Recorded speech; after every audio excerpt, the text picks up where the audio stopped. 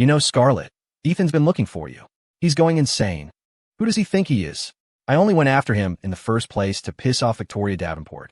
I was going to leave him at the altar, humiliate him in front of everyone. It was the only way to settle the score in my head. Listening to those sharp, heartless words, my knuckles turned white as I gripped the doorframe of the private room. My heart felt like it was being shredded, 1,000 needles spreading from my chest through every cell in my body. They say that later, the untouchable queen of New York society searched every corner of the world just to find a fiancé she'd planned to abandon. Scarlet Vance disappeared 7 days before our wedding. I tore the city apart, but there was no trace of her. I was terrified something had happened, that she'd been in an accident. I spent my days worried, sick, my nights jolted awake by nightmares. 2 women were pursuing me at the time, her and Victoria Davenport. Both were heiresses from powerful families, but my heart belonged to someone else entirely. It was only after the woman I loved fell for another man that I finally forced myself to let go. Scarlet proposed with a lavish ceremony, showering the entire city block with flowers. Amidst the fluttering petals, I was finally won over. She was always so attuned to my feelings, always putting me first. I thought I had found the person I would spend the rest of my life with. But then, just a week before our wedding, she vanished without a word. I'd never been the type to go to bars, but tonight I broke my own rule, sitting alone in a VIP lounge at the most exclusive club in Manhattan, downing one glass of hard liquor after another. Stumbling through the hallway in a drunken haze, I passed a lavish suite. The door was ajar, and I heard a familiar voice. I leaned in to look, and there she was. The beautifully dressed, stunning woman inside was none other than Scarlet. A wave of relief washed over me. I was about to push the door open when I heard her voice, dripping with a scorn so profound it froze me in place. My hand trembled on the doorknob. Ethan Hayes? Please. If Victoria hadn't been so obsessed with him, I wouldn't have given him a second glance. I did it purely to get under her skin. Scarlet, so your plan to ditch him on your wedding day. That was just to mess with Victoria, too? Of course. Isn't she always bragging about her brilliant business acumen? How she's so damn perfect. I just wanted her to watch as I made the man she wanted dance on my strings. Clink. Scarlet slammed her glass down. She would never forget how her parents would praise Victoria in front of everyone while putting her down. Scarlet, were you ever even in love with him? Leo Moreno asked from his side, his eyes shining. He was a scholarship kid her family sponsored. From the moment he first saw the beautiful, wealthy Scarlet Vance, he'd been completely smitten. One look was all it took. Oomph. Scarlet paused, then drained her glass in one go. In that moment, I prayed she would say it. Yes, I love Ethan. I was just feeling bitter. But her next words plunged me into an icy abyss. Love him? Are you listening to yourself? Who knows if he's even over Hannah Cole? Why should I give my love to a man whose heart isn't even available? Then why did you stay with him for all those years? You have no idea how hard I chased him. Everyone was whispering behind my back, calling me his pathetic groupie. After all that effort, I had to stick around and enjoy the prize, didn't I? But now that I have him, it's not that special. So have you ever thought about making it more interesting? Scarlet's eyes lit up. She put down her glass and looked at Leo with intrigued curiosity. Leo leaned close to her ear and whispered. The room fell silent, and his words carried right to me. Maybe you should go back. For the next few days, be the perfect fiancé. Love him so much it hurts. Be completely devoted. Then on the wedding day, just disappear. Wouldn't that be an even bigger rush? A brilliant smile spread across Scarlet's face. She clapped her hands. That's it. I'll go back and be perfect. I'll make him believe I can't live without him. Then, on the big day, I vanish, leaving him to face all those guests alone. Can you imagine the humiliation? His reputation would be ruined. The thought of it is thrilling. You're one of a kind, Scarlet, someone chimed in. The room erupted in laughter, everyone agreeing it was a masterfully cruel idea. Scarlet threw her arms around Leo and planted a hard kiss on his lips. That's a great idea. Your reward. Leo's face flushed crimson. He took her hand, lacing his fingers through hers. Scarlet reached up and playfully pinched his cheek. Watching their intimacy from the doorway, my heart went numb. Every breath was a sharp pain. It felt like a gaping hole had been torn in my chest, and an Arctic wind was blasting through it, making my whole body shake. I silently let go of the doorknob. I clutched my chest, my eyes burning, and walked away from the bar like a ghost. I didn't get a cab. I just walked the empty streets, under the dim streetlights. I couldn't help but think how pathetic I was. The forever I believed in was nothing but a joke to someone else. I let out a bitter laugh. 3 years of my life completely wasted. Scarlet Vance, if this is how you want to hurt me, then let's just cut all ties. I made my decision, but why did it still hurt so much? Was it just my pride? But why should you get to treat love like a game? Why can't I? You want to run from the wedding, Scarlet? Fine, let's do it together. I wiped a tear from the corner of my eye. Standing on the edge of the bridge, I closed my eyes, counted to 5, and then snapped them open. My expression had changed. It was clear, empty. The hope I once had for love was gone. I went back to my apartment and saw the email notification, a medical evaluation appointment from a top-tier defense contractor. I'd sent them my resume a while back. Apparently, I was a perfect fit for their requirements. All I needed was to pass the physical, and I could start immediately. I was a master's student at Columbia, studying weapons systems engineering in the aerospace program. Before, I might have hesitated. But now, looking at the message on my phone, love seemed so insignificant next to serving my country. The next day, I went to the designated clinic for the evaluation. When I got the report back marked passed, my hands were shaking. Without a moment's hesitation, I filled out the final forms and signed my name. At 0630 hours next Monday, all new personnel will report to the federal building for deployment. You will be participating in a 5-year classified project. During this period, you are forbidden from contacting the outside world in any way. If you wish to withdraw, now is the time to say so. Those who agree, sign this non-disclosure agreement. Also, after 2 years of service, you will have the option to pursue advanced training within the military under the same confidentiality protocols. Some people were still on the fence, but I picked up the pen and signed my name to the NDA without a second thought. Because Monday was my wedding day. Let that day be the end of everything between us. Remember, you are the future of this country's national security. You are expected to strictly adhere to this agreement. Any breach will result in the most severe penalties. Is that understood? Understood. My heart pounding with a new sense of purpose, I went back to the penthouse, back to that suffocating place. The memories flooded back instantly. On a strange impulse, I opened the door to Scarlet's room. I opened her nightstand drawer. On top was a photo album filled with pictures of us together, smiling so brightly.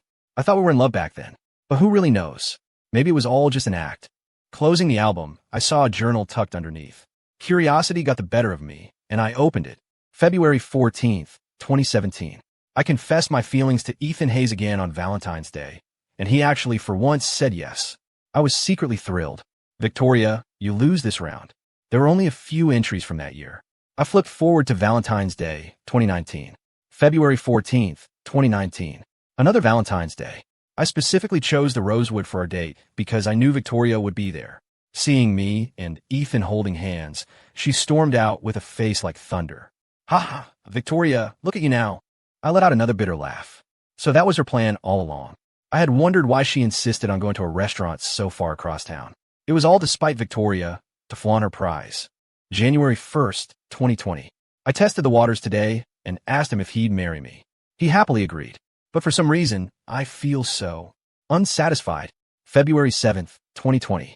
This feeling of dissatisfaction has only gotten stronger since he said yes. I'm trying to find a way to balance it out. On my friend's advice, I reached out to Leo, who's been secretly crushing on me. Maybe a little fun before the wedding is just what I deserve after chasing Ethan like a lost puppy for so long. June 7th, 2020. 3 months until the wedding. I'm getting lost in all the sweet attention Leo is giving me. Suddenly, that feeling of being shortchanged is fading. It looks like my friends were right. Each entry was like a dull knife scraping against my wounded heart. Just feel the pain, Ethan, I told myself. When the pain is gone, she'll be gone from your heart. Only then will you truly be free. I forced myself through the agony, a masochistic exercise in reading her handwritten confessions, feeling like a prisoner being led to his own execution, enduring a death by 1,000 cuts. August 31st, 2020. The closer the wedding gets, the more this damn feeling of being cheated is threatening to swallow me whole. I can't take it anymore. I left Ethan behind with all the wedding planning and just ran, disappearing from his world. The diary ended there. So that was the reason she left. I closed the journal, forcing my heart to calm down. But 3 years of love, or what I thought was love, had planted deep roots. Tearing them out wasn't going to be easy. I opened my phone and looked at Leo's Instagram. I never paid much attention before, but now I saw it. A picture of his hand intertwined with another, the caption reading, "A 5-year crush finally answered." I scrolled down. So, she'd been playing me all along. She was enjoying Leo's infatuation on the side, while refusing to let go of my hand. Her behavior was disgusting. I shut off my phone, walked out of her room, and closed the door. I took a few deep breaths in the hallway, forcing my trembling body to steady itself. A plan for revenge began to form in my mind. Scarlet Vance, let me be the one to end this ugly, broken thing between us. I continued to let the world believe I was going crazy looking for her. In reality, I was spending every day torturing myself, forcing myself to relive every sweet memory we ever had, juxtaposed with the venomous words she'd spoken at the bar. Late into the night, I would make myself remember over and over again, until my heart grew numb. I was determined to carve open my soul and sever every last remaining thread of affection for her, until the thought of her name stirred nothing inside me. I binged every movie I could find about betrayal, trying to harden my heart into stone to extinguish that last flicker of love. Finally, on the 4th day of her disappearance, as I reread her diary and scrolled through Leo's Instagram, I felt nothing. A wave of triumph washed over me. I finally conquered myself, broken free from the chains of my own emotions. I had won the battle. Is this what they call growth? It came at a hell of a price, like someone repeatedly stabbing you in the heart until it was nothing but shreds, and then forcing you to heal from it. Scarlet came back. On the evening of the 4th day, I sneered internally. She took Leo's advice after all. My expression was a mask of frantic emotion, my eyes welling with tears as I walked toward her. Where have you been? Do you have any idea? I've been going out of my mind looking for you. Seeing my haggard appearance, her brow furrowed instantly, a flicker of pain and guilt in her eyes. She rushed forward and threw her arms around me, holding me so tight I could barely breathe. I was curious to hear what excuse she'd come up with. I'm so sorry, Ethan. I was at an international tech conference. They had a strict no-phone policy, so I'm sorry. I listened to her ridiculous lie, a cold laugh echoing in my mind. I forced the corners of my mouth down, my voice taking on a wounded, trembling tone. I thought something happened to you. If it did, I don't think I could have gone on alone. Her body jolted, and her arms tightened around me. I'm sorry. After composing myself, I fought back the turmoil inside and placed my hands on her shoulders. You're back. That's all that matters. My eyes were red, tears shimmering on the edge of my lids. It won't happen again. Never again, she whispered, pulling me into another fierce hug. The next day, we fell back into our old routine of sweet affection. She went back to work as usual. I opened her diary again. There was a new entry. September 5th, 2020. Seeing Ethan so worn out, I felt a pang of guilt. But that feeling of being wronged is still nagging at me. I need to balance the scales for good. After thinking it over, what if I give my first time to Leo the night before the wedding? Then I can settle down and live a peaceful life with Ethan. But the final dagger was plunged in, and as it was pulled out, my bleeding heart began to heal at a startling rate. I realized I didn't feel a single ounce of pain, just pure, unadulterated disgust. I closed the diary, put it back in its place, and started packing my things. In 2 days, everything about her would be irrelevant to me. Unexpectedly, Leo found me first. Ethan, I'm sure you've seen my Instagram, and I'm sure you recognized whose hand that was. It must be tough pretending you don't know anything, right? I looked at his smug face and said coldly, just say what you want to say. Ethan, do you know what a massive joke you are? Haha, did you know? Scarlet is going to give her first time to me. I bet you didn't know that. I looked at his repulsive expression, feeling sick to my stomach. Disgusting people do disgusting things. No surprise there. You and Scarlet are two of a kind. He seemed to be searching my face for pain or anger, his expression twisting into a hysterical sneer. But my face was as calm as still water. His words couldn't even cause a ripple in my heart. I let out a soft laugh and looked at him with a mix of mockery and pity. Pity for him, and disgust for my own wasted 3 years.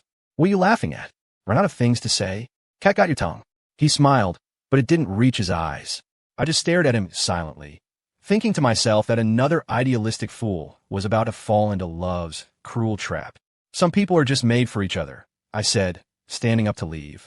I was afraid if I stayed another second, I'd throw up my coffee. He grabbed my arm. Who are you calling? He glanced past me toward the door, then suddenly threw himself backward, letting out a theatrical cry, as if to ensure everyone outside could hear. I knew Scarlet would appear right behind me. Leo, what are you doing? Scarlet, don't blame Ethan. He didn't mean to. I almost laughed. I just shook my head in resignation. Shut up, Scarlet hissed, glaring at Leo. The look in her eyes stopped him cold. He stood there, mouth agape, staring at me with a look of wounded betrayal. Honey, let's go pick out our tux and gown. I'm taking the next 2 days off to get everything ready with you. She took my arm and led me out of the coffee shop. I glanced back over my shoulder and gave him a triumphant, challenging smile.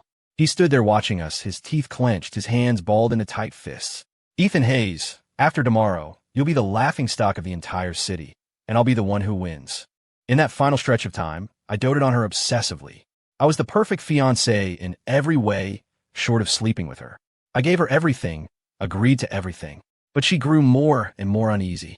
One night, at 3 a.m, she came into my room and just stood there by my bed, staring at me for a long time. I pretended to be asleep. She quietly came up behind me and wrapped her arms around my waist, burying her face in my back. I felt a cool dampness through my shirt. She was crying, her body trembling slightly. I could understand her game.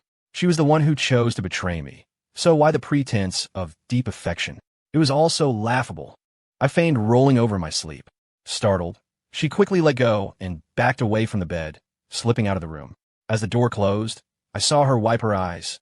The next day, the day before our wedding, she became increasingly agitated, jumpy, and on edge. Sometimes she would just stare at me for long periods. Other times she would nervously clutch her phone. When it rang, she looked startled for a second, then quickly declined the call. It rang again, and she declined it again. After the 4th time, I spoke. Someone seems pretty desperate to reach you. I knew exactly who it was, and a cold sneer formed in my heart. I could see the intense struggle on her face. No, nobody. Just a call from the office. It's not important. The clock struck 7. She was practically vibrating with anxiety. She got up and walked out onto the balcony, likely texting someone. I knew what she wanted to do, but I acted like I knew nothing. When she came back in, she let out a sigh of relief. A smile appeared on her face as she leaned against my shoulder, her arms wrapped tightly around my neck. Are you sure it's okay to ignore that call? We're getting married tomorrow. I'm not going anywhere tonight. That caught me off guard. She had a date with Leo, didn't she? If she didn't leave, how was I supposed to? What if it's a real emergency? Even if it is, ding. A text message. A flash of panic crossed her eyes. She grabbed her phone, deliberately turning her back to me. The moment she read the message, she shot up from the couch, her face a mask of undisguisable alarm. Oh, Ethan, it's work. They said it's a code red emergency. Okay, you should go. You mean it. I gave her a brilliant smile, but she didn't notice the mockery laced within it. When have I ever lied to you? Unless you lied to me first. She flinched as if struck, and the phone slipped from her grasp, falling onto the sofa cushions. I would never lie to you. We're getting married. Tomorrow. Even she could hear how awkward and forced she sounded. I ignored her trembling voice and carefully picked up her phone. She lunged for it like she'd been electrocuted. I let out a soft, mocking laugh. She immediately panicked, her face overwhelmed with a powerful sense of dread. Ethan, listen to me. I really do have a work emergency. I kept smiling. You're so tense. Did I say anything? Or are you hiding something from me? She stared at my smiling face, and for the first time, seemed to see something strange and unsettling in it. Ethan, work. It's really an emergency. I look at you, I said, still smiling. If you have to go, I'm not stopping you. My constant, unwavering smile was making her deeply uneasy. She was trying to pinpoint the source of her anxiety, but couldn't. Then, I'll just go. Take care of it. I promise I'll be back soon. Okay, be safe on the road. She picked up her bag and walked slowly toward the door, looking back every few steps, studying my strangely calm behavior. I just kept smiling at her. At the doorway, she turned and rushed back to give me a hug. Ethan, don't worry, I'll be back before you know it.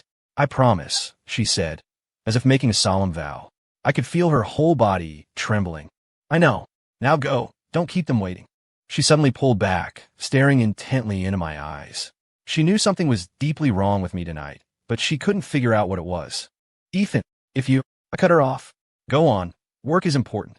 For some reason, seeing my unchanging expression all evening, the sense of dread inside her grew exponentially, her heart beginning to tremble uncontrollably. She backed slowly to the door. She turned, opening her mouth to say something. Go, I said, cutting her off again, the single word stopping whatever she was about to say. She stood there, mouth open, unable to utter a sound. Well, I'll be back soon. I waved at her. She gently pulled the door closed. In that final moment, as the latch clicked, I whispered goodbye forever. She might have heard it, or she might not have. The door shut firmly, as if sealing our two worlds apart. She stood outside for nearly 20 seconds, probably trying to process what I had just said. Click-clack, click-clack. The sound of her heels finally faded away. I watched her car pull out of the complex. I opened Leo's Instagram. He just posted a new story. Looking forward to a surprise tonight from the one I love. I grabbed my packed suitcase and stood at the door, taking one last look around the penthouse. Scarlet, I hope you like the surprise I left for you at our wedding venue. I took the key out of my pocket and placed it on the entryway table. Goodbye to all of it. After today, I start a new life.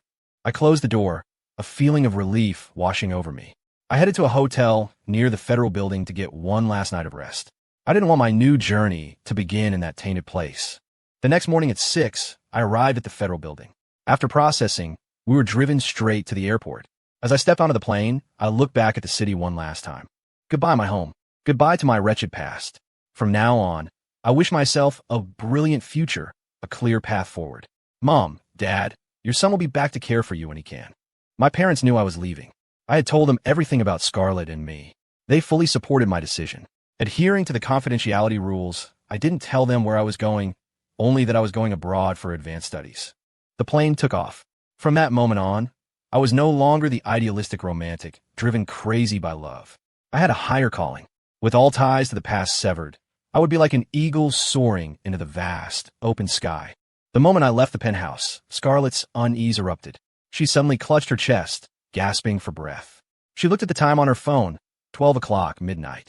A violent wave of panic washed over her. How did it get so late? She scrambled up and rushed out of the hospital room. Scarlet, my wrist hurts. Can't you stay and keep me company? Leo, you know I'm getting married tomorrow. I promised Ethan I'd be home tonight to be with him. But you said, shut up. Things you say when you're drunk don't count. Did you really think I'd betray Ethan? I was just blowing off steam, venting my frustrations. After today, I want you to keep your distance. I don't want Ethan to get the wrong idea. You said you didn't love him. Or did you? Fall for him? Yes, I love him. I just realized it too late. Why does it matter who gives more in a relationship? As long as the love is real, that's all that matters. I was just too hung up on winning and losing. But, no buts. I finally get it. As long as his heart and my heart are true, what is there to keep score of? The intense struggle and confusion of the previous night had forced her to find a new path, a path leading to true happiness. She knew with certainty that if she had actually cheated on him the night before the wedding, she would have spent the rest of her life drowning in regret. She was grateful she'd come to her senses. Thinking this, she felt a weight lift from her shoulders. Leo, forget me. Go find your own happiness. Just think of this as a dream. In that moment, she finally grew up. She understood what was most important. She drove back to the penthouse, humming a song, her heart filled with joy. Hello. Yes, make sure you're on time tomorrow to do my makeup. I'm going to be the most beautiful bride in the world. She hurried to the door and unlocked it. Click. The living room lights came on. She was ecstatic, certain that Ethan was awake too, preparing for the wedding tomorrow. He would be the most handsome groom in the world. Ethan, she called out, rushing eagerly into his bedroom. The moment she flipped on the light, her smile froze on her face. The bed was empty. She checked the guest room. No one. A frantic panic seized her heart. Ethan. Her voice echoed through the silent penthouse. The only reply was the sound of her own breathing. Her eyes scanned the room, and she suddenly realized that things were missing. The photos of them together, the matching sets of toiletries, his toothbrush, his half of everything was gone. How could this be? Ethan. She felt dizzy, unsteady on her feet. A terror unlike anything she had ever known washed over her. She searched every corner of the penthouse, but there was no trace of him. She threw open the closet. All of his clothes had vanished. He must have gone to the wedding venue. Yes, that has to be it. She stumbled toward the door, but in the entryway, she saw the key I had left. She picked it up and clenched it in her fist, the sharp edges digging into her palm. The pain brought a sliver of clarity. She immediately ran to her car and sped toward the venue. She ran several red lights on the way. Finally arriving, she threw open the door, expecting to see me sitting on the sofa in the main hall, smiling at her. Her hand trembled as she turned on the lights. Ethan.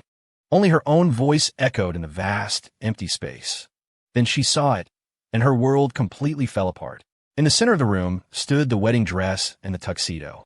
She staggered closer and saw that her heart had been ripped out and trampled. The wedding dress had been slashed to ribbons with scissors. The tuxedo was covered in knife gashes. Her trembling hand reached out to touch the sacred garment, now a symbol of utter mockery. On the coffee table was a letter I had left. She bent down, picked it up, and opened it. The note was short, just a few words. Scarlet, rather than wait for you to leave me at the altar, I figure we could just run away together. That way, no one has to worry about being humiliated. By the way, I hope you and Leo have fun with your first time. Hope you have an unforgettable night. Scarlet stumbled back a few steps and collapsed onto the sofa. The letter slipped from her fingers. Tears streamed down her face as an unbearable pain and terror seized every inch of her being. She trembled uncontrollably, her lips quivering as she whispered to herself. Ethan, he knew everything. He knew. How was that possible? An endless tide of regret washed over her. She clutched her chest, feeling as if something vital was being ripped away from her heart. The dense, sharp pain spread through her entire body. The dam of regret broke. Her voice shook. Ethan, I was wrong. I was just talking trash. I didn't do anything with Leo. I swear, you have to believe me. But I was already gone, unable to hear her desperate pleas. She grabbed her car keys and started driving, searching for me aimlessly. At 6:40 a.m., on the expressway, her Maybach passed a coach bus heading for the airport. 4 years later, I looked at the crisp military uniform I was wearing. After 2 years with a defense contractor, I had chosen to pursue advanced training in the armed forces. The high-intensity environment made me forget time, forget everything. This was a man's true battlefield. I finally got leave. I changed into civilian clothes and returned to my hometown. As I walked out of the airport, I was suddenly surrounded by a group of people. I dropped my luggage and fell into a combat stance. Long time no see. A woman's voice. It was so familiar, I didn't even have to guess who it was. I turned to face her. Her face was covered in heavy makeup, but it couldn't hide her exhaustion. My eyes were cold, my voice like ice. Scarlet, you and I have had nothing to do with each other for 5 years. She flinched and shakily reached a hand toward me. I sidestepped her. Seeing the crowd of onlookers growing and knowing my unique status, I also knew she wouldn't back down unless I made things crystal clear. Find a quiet place. Let's get this over with once and for all. A faint smile returned to her face. Okay. She opened the passenger door of her car, but I was already getting into a taxi next to it. You lead the way. I rolled up the window, refusing to look at her. Her heart felt like it was being squeezed in a vice. She reluctantly closed the passenger door. The cars left the airport and drove back into the city, stopping at a quiet tea house. I got out and we walked in, one after the other. She sat across from me. Have you been well all these years? Very well. Nothing ever happened between me and Leo, she began to explain. I just sat there silently, my expression serious, my eyes showing no emotion. She continued, Ethan, I know I was wrong before. I swear I was just talking. The one I've always loved is you. Maybe I was just bitter about all those years I spent chasing you. Don't you think it's a little late for all this? She wiped a tear from her eye and took a deep breath. Do you know, it wasn't until the moment you left that I realized how stupid I had been. I've been looking for you all these years. I had to pull a lot of strings just to find out where you were. Scarlet, I am not a prize for you and Victoria to fight over. She bowed her head deeply. When she looked up again, her face was streaked with tears. I know, the past was my fault, but I understand now. The day you left, I finally realized how wrong I was. She placed a new journal on the table in front of me. You can read it. I just gently pushed the journal back toward her. Scarlet, after what I heard you say in that bar, there was never going to be an us again. Her head shot up. So you heard what I said in that room. Ethan, please believe me. I was just running my mouth. But you were the one who planned to run out on our wedding, right? That kiss you gave Leo, that was real, wasn't it? And you listened to his advice and were ready to go through with your plan to leave me at the altar, right? And you wanted to give your first time to Leo? Nobody forced you to do that, did they? With every point I made, the color drained further from her face until it was completely ashen. Tears rolled down her cheeks. Her heart trembled helplessly, and her lips quivered. Her eyes were filled with nothing but regret and guilt. Stop it. Please, I'm begging you, stop. It was all my fault, but I swear, besides that one kiss, Leo and I never crossed any lines. Please believe me. That's not right. 2018. The goddess I've had a crush on for years finally accepted my confession today. Her eyes widened in shock. How did you? That's enough, Scarlet. The past is the past, and I'm not the same Ethan Hayes anymore. I've moved on. I hope you can too. I stood up, straightened the collar of my shirt, and walked out of the tea house with my head held high. Scarlet grabbed my arm. I really know I was wrong. Can't you just give me one more chance? I promise I'll never be fickle again. I can swear on my life. I gently pulled her hand away, only to come face to face with Victoria Davenport, who was walking toward us. Ethan, long time no see. She was still as beautiful as ever, but now carried an air of mature confidence that made her even more captivating. Long time no see, I replied politely. She glanced at Scarlet, then took a step closer to me. I've been waiting for you to come back. I'm sorry, I said, rejecting her flatly. I had no desire to be a pawn in their game ever again. I had a more important mission. Her eyes fell, her eyelashes trembling slightly. She slowly pulled a small gift box from her pocket. This is for you. I held up a hand to refuse it. Victoria, Scarlet, since you're both here, I want to make this perfectly clear once and for all. I will never, ever be with either of you. With that, I turned and walked away, leaving them to watch my solitary figure retreat. Scarlet staggered back a few steps, clutching her chest, her face ashen as she stared in my direction. Victoria just gave my back a long, deep look, then shot Scarlet a disdainful glance before turning away. We both lost, she said, before getting in her car and driving off. Have I really lost you for good? Scarlet sank onto the cold steps, pulling her knees to her chest and burying her face. Her muffled sobs echoed her inner pain and loneliness. She had thought that 5 years of waiting and suffering would be enough to win me back. But she didn't understand that a broken mirror can never be made whole, that even when a deep wound heals, it always leaves a scar. I went home. My parents hugged me, tears of joy streaming down their faces. When they learned I had been working for a classified government unit, they were immensely proud. They didn't ask for details about my work, just offered their silent support and understanding. For a few days, I felt like a kid again, basking in their love. My parents told me what happened with Scarlet after I left. They said that on our wedding day, she stood at the venue, clinging to a last shred of hope, waiting for me to appear. Leo had rushed onto the stage, trying to marry her himself, but Scarlet had her security throw him out like a dog. Humiliated, he claimed Scarlet had played with his emotions. He went public, trashing her online and even trying to smear me, painting me as the other man and himself as the victim. When Scarlet found out, she immediately issued a public statement, explaining the entire situation to the press and apologizing to me on camera. Online sleuths then dug up Leo's old social media posts, his private accounts. All the posts about his secret love that he had been so proud of became the very weapons that destroyed him. Leo's reputation was ruined. He was blacklisted, and no one would hire him. I heard he disappeared a long time ago.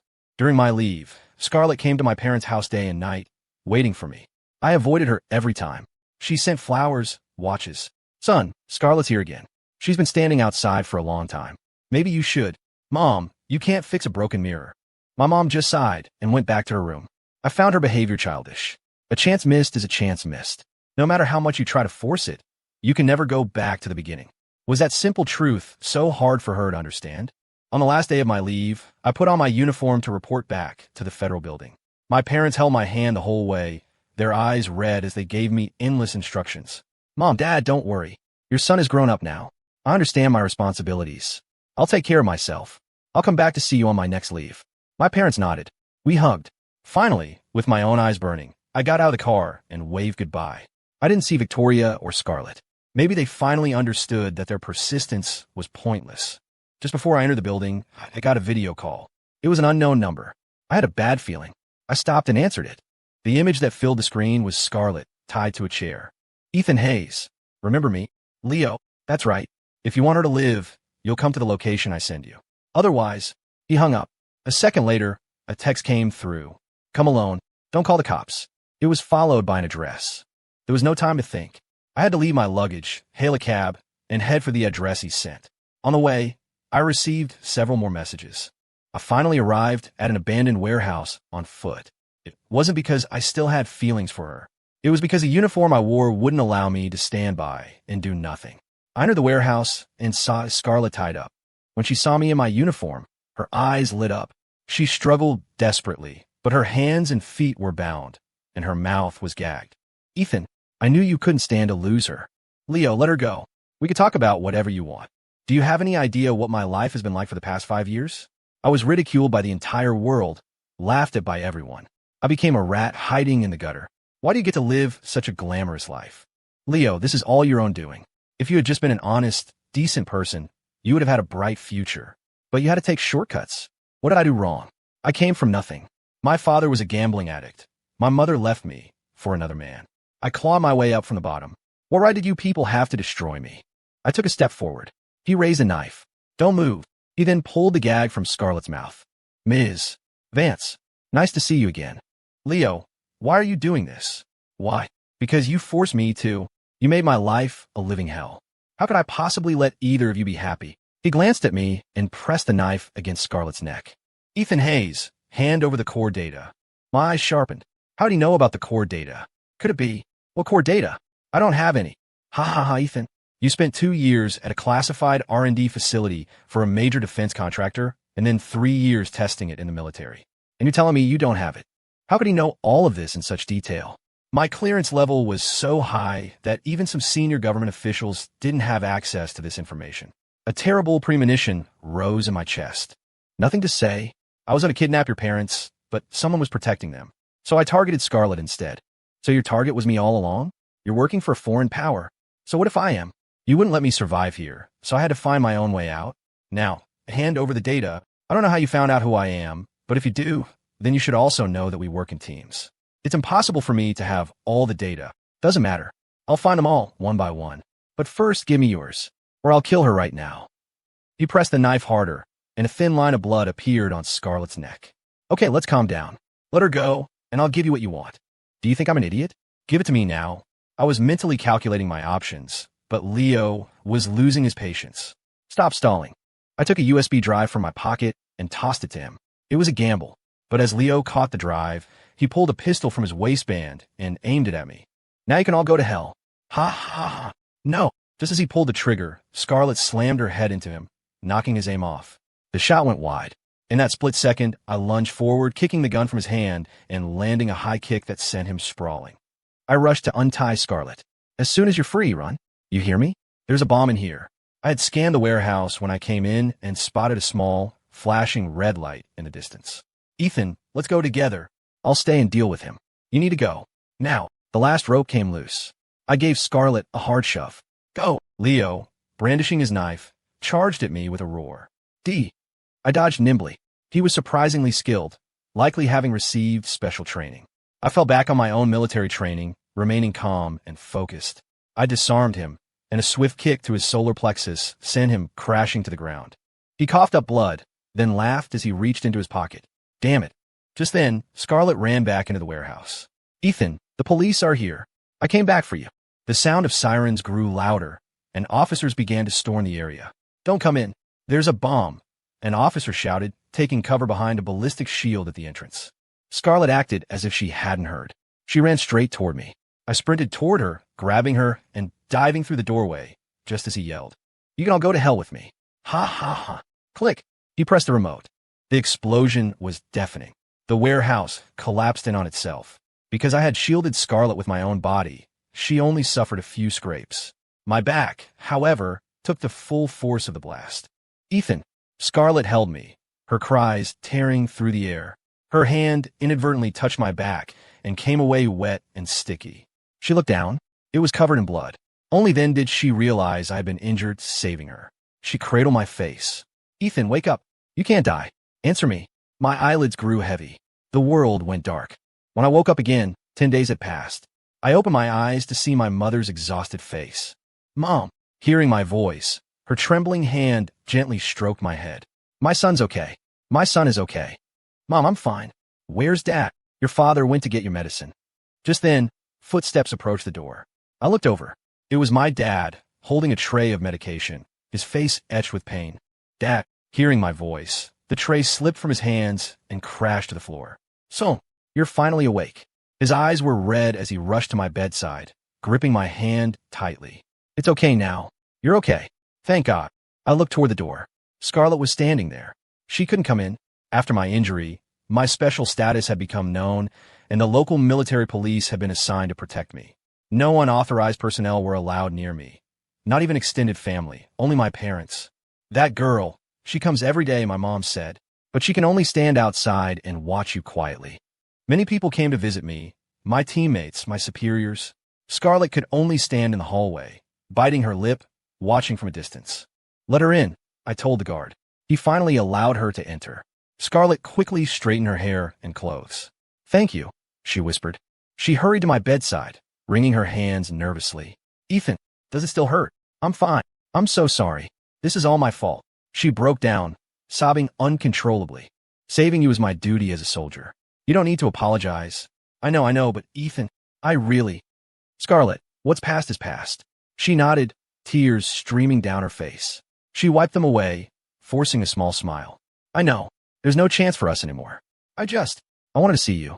I just wanted to see if you were okay. We talked for a long time that day. She seemed to understand that she needed to move on. After I recovered, I prepared to return to my unit to continue my mission. I was even awarded a medal for my actions. On the day I left, Scarlet and Victoria both came to see me off. I gave them a bright smile and waved, as if we were just old friends. But Scarlet just squatted down, buried her head in her hands, and cried. I hope she learns to let go. As the military base came into view, I felt a sense of belonging. My brothers, I'm back. Epilogue. Scarlet Ethan left.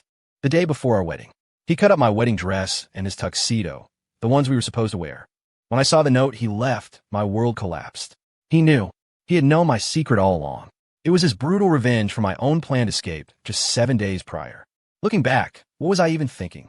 Was it really just because I felt cheated? Maybe. The truth is I loved him. I knew I did.